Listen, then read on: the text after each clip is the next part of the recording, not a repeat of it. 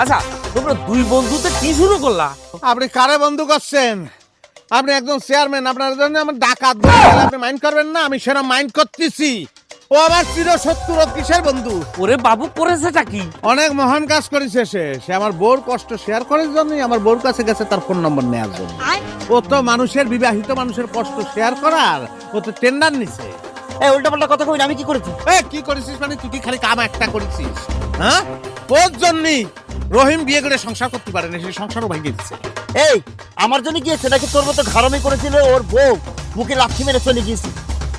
আমি ঘাউড়ো না, ঘাউড়ো কিছু দেখিসনি ভাই, কিচ্ছু দেখিসনি। আমি একটু দেখাবো যেমন সাহেব আপনি, আমি একটা অনুরোধ করি, আপনার পায়ে ধরে এবং মাপ চাচ্ছি, আমি মাথা বরাবর একটা বাড়ি দিয়ে দেবো। উল্টাপাল্টা করবি না।